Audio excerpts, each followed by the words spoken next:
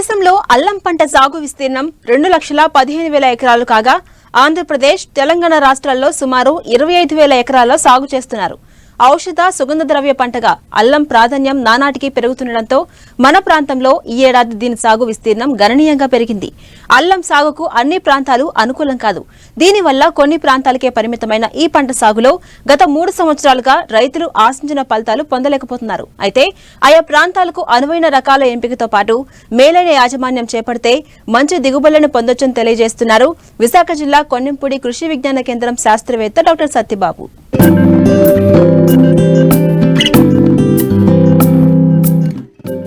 అల్లం మన ప్రాంతంలో సుగంధ ద్రవ్యపు పంట. ఏజెన్సీ ప్రాంతాల్లో అధికంగా సాగులో ఉన్న ఈ పంట అందరి దృష్టిని ఆకర్షించింది మాత్రం 3-4 ఏళ్ల నుండి. సాగులో అందివచ్చిన సాంకేతిక పరిజ్ఞానంతో ఈ పంట సాగులో అధిక దిగుబడుల సాధనకు మార్గం సుగమం అవడంతో పాటు గత 3 ఏళ్లుగా మంచి మార్కెట్ ధర లభించడంతో రైతులు సాగులో ఉత్సాహంగా ముందడుగు వేస్తున్నారు. అయితే అల్లం సాగుకు అన్ని ప్రాంతాలు అనుకూలం కావు. తేమతో కూడిన వేడి వాతావరణం అల్లం సాగుకు అత్యంత అనుకూలం. పాక్షికంగా నీడ ఉన్న ప్రాంతంలో కూడా అల్లం పెరుగుదల ఆశాజనకంగా ఉంటుంది. 19 నుంచి 28 డిగ్రీల ఉష్ణోగ్రత ఉన్న వాతావరణంలో పంట పెరుగుదల ఆశాజనకంగా ఉంటుంది. తెలంగాణలో మెదక్, వరంగల్, కరీంనగర్, నిజామాబాద్ జిల్లాల్లోనూ, ఆంధ్రప్రదేశ్లో విశాఖపట్నం, తూర్పు గోదావరి, కృష్ణా జిల్లాల్లో అల్లం పంటను సాగు చేస్తున్నారు. ప్రధానంగా విశాఖ ఏజెన్సీ ప్రాంతాల్లో చల్లని వాతావరణం ఉండడంతో ఇక్కడి రైతులు అనాదిగా అల్లం పంటను సాగు చేస్తూ ఉన్నారు. ప్రస్తుతం అల్లం విత్తే సమయం. మే మొదటి వారం నుండి జూన్ 15 వరకు విత్తుకునే అవకాశం ఉంది. అయితే ఇక్కడి సంప్రదాయ పద్ధతిలో సాగు చేయడం వల్ల ఆశించిన దిగుబడిని పొందలేకపోతున్నారు. అధిక దిగుబడిని సాధించాలంటే రకాల ఎంపికతో పాటు ప్రోట్రే విధానంలో పెంచిన నారును నాటుకుని మేలైన యాజమాన్య పద్ధతులు పాటించినట్లయితే అధిక దిగుబడిని పొందవచ్చని తెలియజేస్తున్నారు విశాఖ జిల్లా కొండెంపూడి కృషి విజ్ఞాన కేంద్రం శాస్త్రవేత్త డాక్టర్ సత్యబాబు. మన గిరిజన రైతులకు చూసుకున్నట్లయితే మన జిల్లాలో ముఖ్యంగా మనకి 4,000 హెక్టేర్లో ఈ అల్లం సాగు చేస్తున్నారు. అయితే ఈ అల్లం సాగు చేసేటప్పుడు రైతులు సరైన సమయంలో విత్తనం సరిగా ఎంచుకోలేకపోవడం, ప్లస్ వాటి యాజమాన్య పద్ధతి పాటించుకోలేకపోవడం వల్ల మనకి రైతులకు ఎక్కువగా నష్టం జరుగుతుంది. కాబట్టి ఈ ఏజెన్సీ ప్రాంతానికి అనువైన రకాలు చూసుకున్నట్లయితే మనకి అల్లంలో అధిక దిగుబడినిచ్చే రకాలైన నడియా, సూపర్బా, ఈ 2 రకాలు కూడా చాలా అధిక దిగుబడినిచ్చే రకాలు మరియు ఈ ప్రాంతానికి అనుకూలము. అలాగే మనకి 2 సాగు పద్ధతులు ఉన్నాయి ఈ అల్లంలోని. మొదటి ఏంటంటే సాంప్రదాయ పద్ధతిలో పండించుకుంటే ఈ ఎకరానికి మనకి ఇంచుమించుగా 800 నుంచి 1000 కేజీలు విత్తనం ఒక ఎకరాకి పడుతుంది.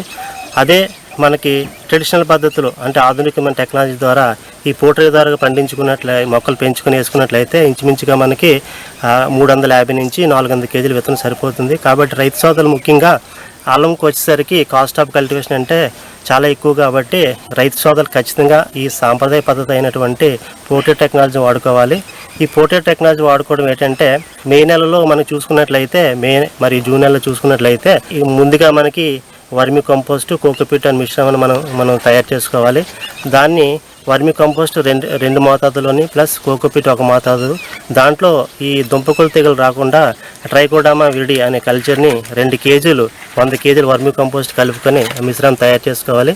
అలా తయారు చేసిన మిశ్రమాన్ని మనకి పోట్రేస్లో నింపుకొని తర్వాత మొక్కలని ఈ అల్లము ఏదైతే నడియా కానీ సూపర్బా కానీ సెలెక్ట్ చేసుకుంటామో ఆ మొక్కలను మనం ఏం చేయాలంటే సింగిల్ నోడ్ టెక్నాలజీ కాబట్టి నోడ్ ఉండేటట్టు కట్ చేసుకొని అలా కట్ చేసిన మొక్కలని వెంటనే మనకి ట్రైకోడర్మా విరిడిని ముందుగానే 10 గ్రాములు 1 లీటర్ కలిపి ఒక ద్రావణం తయారు చేసుకోవాలి. ఆ ద్రావణంలోని ఈ ఒంటికన్నును కట్ చేసిన అల్లం మొక్కలను వెంటనే అందులో ముంచి కనీసం 30 నిమిషాల పాటు వాటిని నానబెట్టి వాటిని మళ్ళీ తీసి ఆరబెట్టుకోవాలి. అలా ఆరబెట్టిన మొక్కలను మనం ఈ పోట్రేస్లోని కన్ను పైకి ఉండేటట్టు ఆ మొక్కలు పెంచుకోవాలి. అలా కన్ను పైకి ఉంచేటట్టు పెంచుకోవడం వల్ల ఏమవుతుందంటే మనకి 30 నుంచి 35 రోజులకి ఈ అల్లం మొక్కలు దుంపకులు తెగులు రాకుండా ఆరోగ్యవంతంగా పెరుగుతాయి. ఇలా పెరగడం వల్ల ఏమవుతుందంటే ఈ 35 రోజుల తర్వాత ఈ నార్మల్ని మనకి మే ఎండింగ్ కానీ జూన్ ఫస్ట్ వీక్ కానీ మనకి 50 ఇంటూ అంటే వరుసకి మధ్య దూరంలో 50, మొక్కకి మధ్య దూరం అంటే 20 సెంటీమీటర్ దూరంలో నాటుకుంటే మనకి ఎకరాకి 20,000 మొక్కలు పడతాయి. కాబట్టి ఈ మొక్కలు మనకి ఎకరాకు సరిపోతాయి. ఇలా పెంచుకోవడం వల్ల ఏమవుతుందంటే రైతు సోదరులకి ముఖ్యంగా దుంపకులు తెగులు రాకుండా ఒకటి, మరియు విత్తనం రేటు మనకి 300 నుంచి 400 కేజీ సరిపోతుంది. కాబట్టి మనకి ఖర్చు 45,000 ఖర్చు ఈ విత్తనం దగ్గరే మనకి మిగులుతుంది. కాబట్టి ఈ టెక్నాలజీ చాలా మంచి టెక్నాలజీ. కాబట్టి రైతు సోదరులందరూ కూడా టెక్నాలజీ పాటించాలి. ఈ గిరిజన ప్రాంతంలో మనకి ఎక్కువ అధిక వర్షాలు పడతాయి కాబట్టి ఎత్తునారు మళ్ళీ తయారు చేసుకుని మొక్కలు వేసుకోవాలి ఖచ్చితంగా. లేకపోతే మనకి ఇది ఈ అల్లం నడియ మనకి 6 నుంచి 7 నెలల పంట కాబట్టి మనకు సుమారుగా డిసెంబర్ కానీ జనవరి కానీ మనకి ఇది మన పంట మనకి చేతికి వస్తుంది. కాబట్టి ఆ చేతికి వచ్చిన తర్వాత ఈ దుంపలను మనం ఫిబ్రవరి, మార్చి, ఏప్రిల్ కల్లా మళ్ళీ మనకి సీజన్ స్టార్ట్ అవుతుంది. కాబట్టి అప్పుడు విత్తనంగా మనం ఉపయోగించుకోవచ్చు. లేని ఎడల కొంత ద్రావణాన్ని మనం ఈ రకాన్ని మనకి పెంచుకున్నట్లయితే మనకి ఎకరాకి ఇంచుమించుగా 5 నుంచి 6 టన్నుల దిగుబడి వస్తుంది. కాబట్టి కొంత విత్తనాన్ని మనం దాచుకొని మిగతా విత్తనాన్ని మనం రైతు సోదరులు కానీ లేకపోతే మార్కెట్లో కూడా విక్రయించుకోవచ్చు. ఇలా విక్రయించుకోవడం వల్ల ఏమవుతుందంటే మంచి ధరే పలుకుతుంది. ఇంచుమించుగా రైతు సోదరులకి 40 నుంచి 50 రూపాయలు ఒక కిలోకి ధర పలుకుతుంది. కాబట్టి మంచి దిగుబడి వస్తుంది.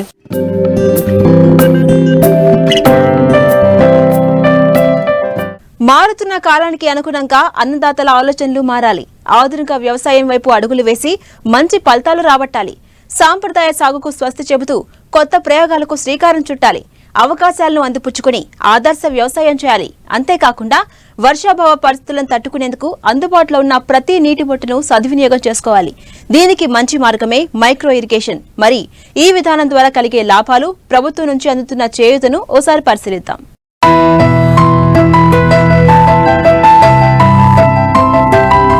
సాగునీటి వాడకంపై సరైన అవగాహన లేకపోవడం వల్ల నీరు అవసరానికి మించి పంటలకు వాడుతున్నారు రైతులు.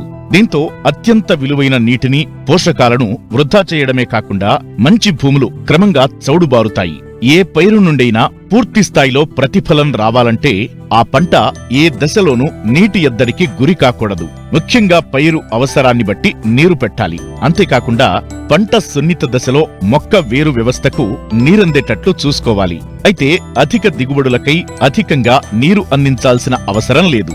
పంటకు సరైన సమయంలో, సరైన మోతాదులో, సరైన రీతిలో, సరైన భాగంలో నీరు అందించినప్పుడు మాత్రమే అధిక దిగుబడిని పొందవచ్చు.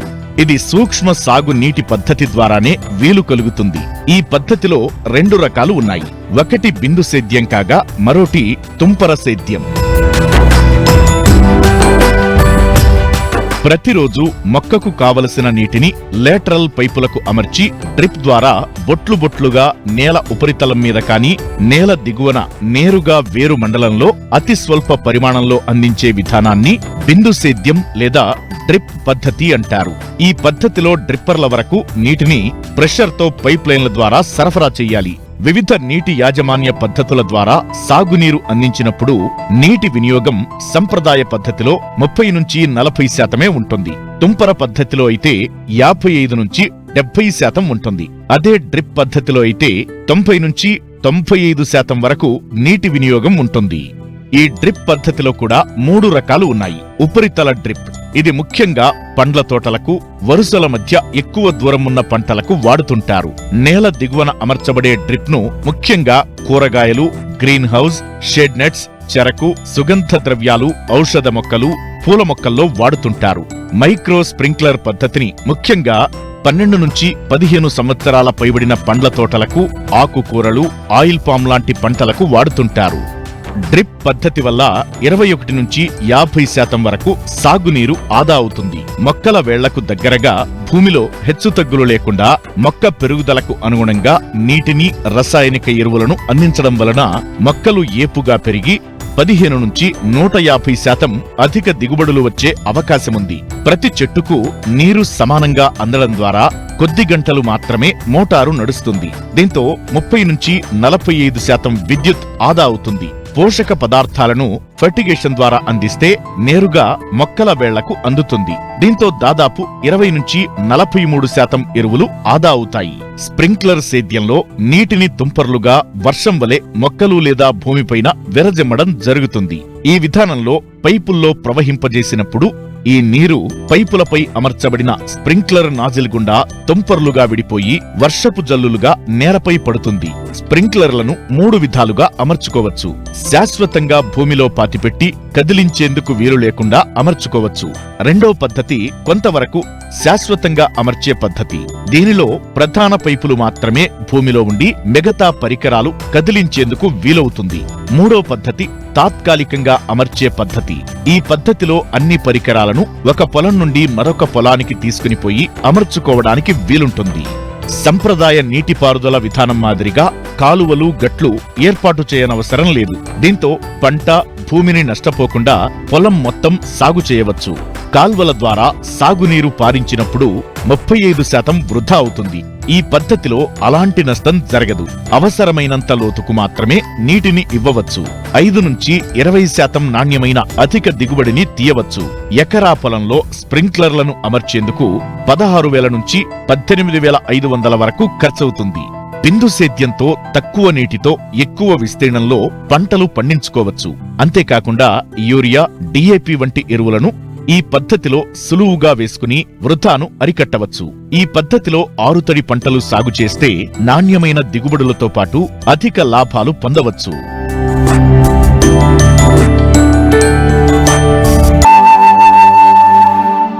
నూనె గింజల పంటల్లో ప్రధానమైన పంట వేరుశనగ. తెలుగు రాష్ట్రాల్లో అధిక విస్తీర్ణంలో సాగు చేస్తూ ఉంటారు రైతులు. ప్రాంతాన్ని బట్టి ఆయా వాతావరణ పరిస్థితులకు అనుగుణంగా ఖరీఫ్ వేరుశనగను జూన్ నుంచి ఆగస్టు వరకు సాగు చేస్తారు. ముఖ్యంగా ఉత్తర కోస్తా జిల్లాల్లో తేలిక నేలల్లో జూన్ నెలలో వేరుశనగను విత్తుతారు.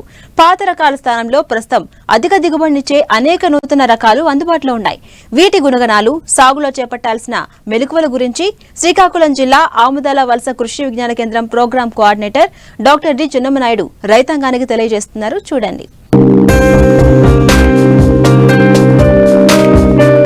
ఖరీఫ్ లో వర్షాధారంగా వేరుశెనగ పంట అధిక విస్తీర్ణంలో సాగులో ఉంది. తెలంగాణతో పాటు ఆంధ్రప్రదేశ్లోని రాయలసీమ, ఉత్తర కోస్తా ప్రాంతాలలో ఎక్కువగా సాగు చేస్తారు. ముఖ్యంగా ఈ పంటకు ఇసుక గరప నేలలు ఉండి కొద్దిపాటి నీటి వసతి ఉన్న ప్రాంతాలు అనుకూలం. ఉత్తర కోస్తా జిల్లాలో సాగుతున్న ప్రధాన నూనె గింజల పంట వేరుశెనగ అని చెప్పవచ్చు. అయితే ఇక్కడి రైతులు ఇంకా పాత రకాలనే సాగు చేయడం వల్ల ఆశించిన ఫలితాలు సాధించలేకపోతున్నారు. దీనికి తోడు తరచూ తుఫాన్ల బెడద వల్ల దిగుబడులు తగ్గుతున్నాయి. ఈ నేపథ్యంలో ఖరీఫ్ వేరుశెనగలో అధిక దిగుబడిని పొందాలంటే రకాల ఎంపిక మొదలు పంట మార్పిడి వరకు ఎప్పటికప్పుడు తగిన యాజమాన్య సస్యరక్షణ చర్యలు చేపట్టినట్లయితే నాణ్యమైన అధిక దిగుబడులు పొందే అవకాశం ఉందంటున్నారు శ్రీకాకుళం జిల్లా ఆముదాల వలస Krishi Vigyan Kendra programme coordinator doctor D Chinnamanaidu. 6 సంవత్సరాల నుంచి గమనించింది ఏంటంటే ఎక్కడైతే ఈ JL 24 కానీ ఇప్పుడు వాడుతున్న K6 రకాలు కూడా ఈ ఖరీఫ్ పంటలో ఎక్కువ వర్షాలు పడి ఎత్తు ఎక్కువ పెరుగుతున్నాయి. సుమారుగా 50 సెంటీమీటర్ల నుంచి 1 మీటర్ వరకు కూడా ఎత్తు ఎక్కువ పెరగడం, గాలిలోనే కాయలు ఊడలు ఉండిపోవడం అనేది జరుగుతుంది. కాబట్టి ఇలాంటి పరిస్థితుల్లో రైతులు గమనించవలసింది ఏంటంటే తక్కువ ఎత్తు పెరిగేటువంటి ఎక్కువ దిగుబడి ఇచ్చే రకాలను తప్పనిసరిగా రైతులు వేయాల్సిన అవసరం ఉంది. వీటిలో ఇప్పుడు మన కొత్తగా విడుదలైనటువంటి రకాలు చాలా వరకు మన జిల్లాకు కూడా మనం పరిశీలించడం అనేది జరిగింది. అందులో రైతులు సాధారణంగా ఇప్పుడు K6 రకం వేస్తున్నారు. అది కూడా ఖరీఫ్కి అంతకు అనుకూలంగా ఉండట్లేదు. దాని స్థానంలోనే ఇప్పుడు కదిరి హరితాంధ్ర అని చెప్పేసి ఒకటి రకం రావడం జరిగింది. ఈ రకం కూడా మనకి 110 నుంచి 115 రోజులు కాల పరిమితి ఉంటుంది. ఎత్తు కూడా చూసుకుంటే అడుగు నుంచి 1.5 వరకు మాత్రమే పెరుగుతుంది. దిగుబడి పరంగా చూసుకుంటే ఖరీఫ్లో మనకు చూసుకుంటే 45 కేజీల బస్తాలు 15 నుంచి 16 బస్తాల వరకు దిగుబడి ఇచ్చేటువంటి రకం. అదేవిధంగా ధరణి అని చెప్పేసి ఒక రకం తిరుపతి నుంచి పరిశోధనా స్థానం నుంచి విడుదలైంది. ఈ రకం కూడా మనకి 110 నుంచి 115 రోజుల్లో దిగుబడి వచ్చేటువంటి రకం. కాయలు కూడా గుత్తు కాయలుగా వస్తాయి. దిగుబడి పరంగా ఇది కూడా మనకి ఎకరానికి 15 నుంచి 16 బస్తాల వరకు కూడా దిగుబడి ఇచ్చేటువంటి రకం. కాబట్టి ఈ రకం కూడా రైతులు వేసుకోవడానికి ప్రయత్నం చేయొచ్చు. కదిరి నుండి విడుదలకు సిద్ధంగా ఉన్న మరికొన్ని వేరుశెనగ రకాలు శ్రీకాకుళం జిల్లాకు అనువుగా ఉన్నాయి. ఇవి తక్కువ ఎత్తులో పెరిగి తక్కువ పంట కాలం ఉండి మంచి దిగుబడులను ఇస్తున్నాయి. ఇప్పటికే రైతుల క్షేత్రాల్లో మంచి ఫలితాలను ఇచ్చాయి. విత్తనం కావాలనుకునే రైతులు దగ్గరలోని కృషి విజ్ఞాన కేంద్రం, ఏరువాక కేంద్రాలను సంప్రదించవచ్చు. విడుదలకి సిద్ధంగా ఉన్నటువంటి రకాలు మనకి కదిరి నుంచి చూసుకుంటే K18, 12 అనే రకం ఇంకా విడుదల కాలేదు. అయినా కానీ మన జిల్లాలకి, ఉత్తర కోస్తా జిల్లాలకు కూడా అనువుగా ఉందని మనం పరిశీలన క్షేత్రాల్లో గమనించడం జరిగింది. ఈ రకం కూడా చూసుకుంటే 110 నుంచి 115 రోజుల్లో మనకి కాలపరిమితి కలిగి ఉంటుంది. కాయలు కూడా K6 రకానికి దగ్గరగా ఉంటుంది, నాణ్యత కూడాను. మరి దిగుబడి పరంగా చూసుకుంటే 16 నుంచి 18 బస్తాలు ఒక ఎకరానికి, అంటే 45 కేజీల బస్తాలు వచ్చేటువంటి అవకాశం ఉంది. కాబట్టి ఈ రకాన్ని వేసుకోవచ్చు. కొంచెం నీటి సదుపాయం ఉండి ఎక్కువ కాలం అయినా పర్వాలేదు అనుకుంటే కదిరి చిత్రావతి, అలాగే కదిరి అమరావతి ఈ రకాలు మనకి 120 రోజుల నుంచి 125 రోజుల కాలపరిమితి కలిగి ఉంటాయి. కాబట్టి చేను కోసే వరకు కూడా పచ్చగా ఉంటాయి, కాయలు గుత్తు కాయలు ఉంటాయి. దిగుబడి పరంగా మనం చూసుకుంటే K6 రకం లాగా ఇది కూడా 14 నుంచి 15 బస్తాలు దిగుబడి ఇచ్చేటువంటి రకం. కాకపోతే ఎత్తు తక్కువగా పెరుగుతాయి. వీటిని రొడ్డ పచ్చగా ఉంటుంది కాబట్టి వేరుశనగ కోత అనంతరం దాన్ని మనం పశువుల దానాగా కూడా వాడుకోవడానికి అనుకూలంగా ఉండే రకాలు. కాబట్టి కదిరి చిత్రావతి కానీ కదిరి అమరావతి ఈ రకాలన్నీ కూడా ఇప్పుడు అందుబాటులో ఉన్నాయి. ముఖ్యంగా వేరుశెనగ పంటలో తెగుళ్ల వల్ల తీవ్రంగా నష్టం జరుగుతుంది. ముఖ్యంగా ఈ ప్రాంతంలో పంట వేసిన 25 నుంచి 30 రోజులకే మొక్కలు చనిపోతున్నాయి. ఈ పరిస్థితులను అధిగమించాలంటే విత్తనం వేసే ముందు విత్తన శుద్ధి తప్పనిసరిగా చేయాలి. వేరుకుళ్ళు తెగులు అనేది ఒకటి సమస్య వస్తుంది. పంట వేసిన తర్వాత 25-30 రోజుల సమయంలో మొక్కలు చనిపోవడం కూడా రైతులు మరి గమనిస్తున్నారు. అది ప్రధాన సమస్యగా ఉంది. దీన్ని మనం కాలర్ రావటం అని చెప్పేసి అంటాం.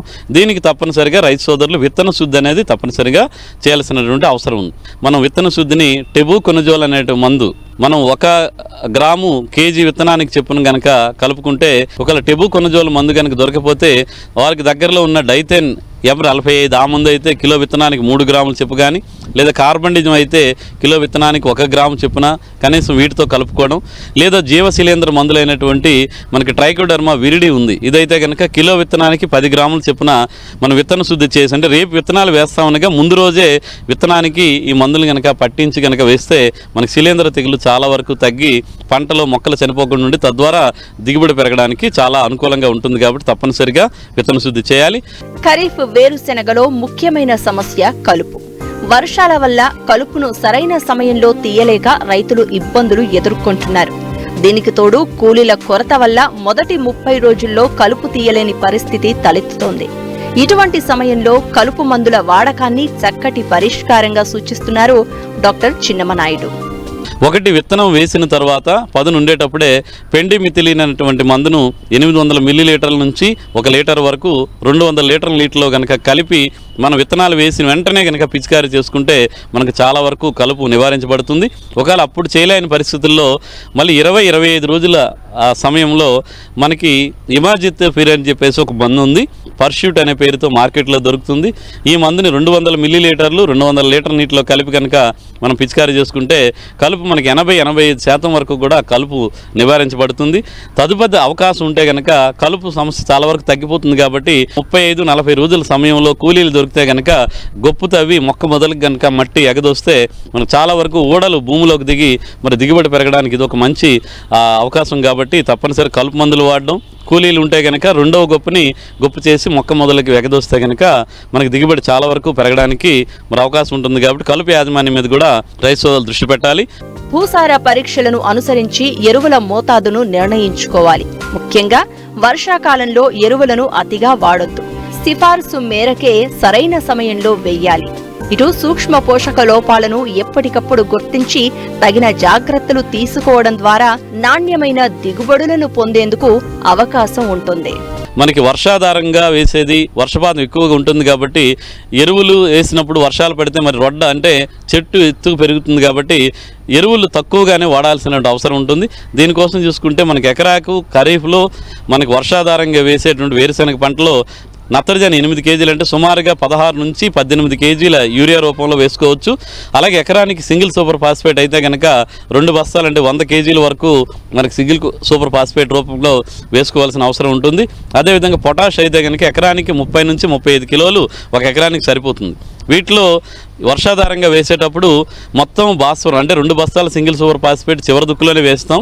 నత్రజని పొటాష్ ఏదైతే మనం సిఫార్సు చేసుకుని అందులో సగం మొదటి దుక్కులో వేసుకోవడం, తదుపరి మొదటి గుప్ప అయిపోయిన తర్వాత కానీ లేదా కలుపు మందులు కొట్టిన తర్వాత 25-30 రోజుల సమయంలో మిగతా నత్రజని పొటాషియం కనుక వేసుకోగలిగితే సరిపోతుంది. వీలున్న రైతులు ఎవరైనా ఉంటే చివరి దుక్కులోనే మనకు 5 నుంచి 8 టన్నుల వరకు కూడా పశువుల గత్తాన్ని వేసుకుంటే మనకి ఈ పోషక లోపాలు కూడా తగ్గుతాయి, అన్ని రకాల పోషకాలు కూడా అందడానికి అవకాశం ఉంటుంది. ఈ వేరుశెనగలో ఖరీఫ్లో జింక్ లోపం కూడా మనం అక్కడక్కడ గమనిస్తున్నాం. దీనికోసం ముందు జాగ్రత్తగానే ఎకరానికి 20 కేజీల జింక్ సల్ఫేట్ అనే మందుని చివరి దుక్కులో వేసుకోవడం ఒక పద్ధతి. ఒకవేళ చివరి దుక్కులో వేయలేని పక్షంలో మన పంట వేసిన తర్వాత మనకి లక్షణాలు కూడా కనిపిస్తాయి. ఆకులు పసుపు అయిపోవడం, ఆకులు చిన్న బారిపోవడం, మొక్క పెరుగుదల తగ్గడం. లీటర్ నీటికి 2 గ్రాములు చెప్పున, అంటే ఎకరానికి 200 లీటర్ల నీటికి 400 గ్రాములు జింక్ సల్ఫేట్ కలిపి కనుక పిచికారీ చేసుకుంటే మనకి జింక్ లోపం కూడా సవరించబడుతుంది. కాబట్టి మరి రైతు సోదరులు ఒకటి రకాల ఎంపికలోను, కలుపు యాజమాన్యంలోను, అలాగే ఈ ఎరువుల యాజమాన్యంలో కనుక సరైన జాగ్రత్తలు కనుక తీసుకోగలిగితే మనకు మంచి దిగుబడులు పెరిగేటువంటి అవకాశం ఉంది. శ్రీకాకుళం జిల్లాలో ఖరీఫ్లో ఎకరాకు 10 బస్తాల దిగుబడి మాత్రమే వస్తుంది. కాబట్టి శాస్త్రవేత్తలు చెప్పిన రకాలను ఎంపిక చేసుకుని సరైన యాజమాన్య పద్ధతులు పాటించినట్లయితే ఎకరాకు 15 నుంచి 20 బస్తాల దిగుబడులను సాధించే అవకాశం ఉంటుంది.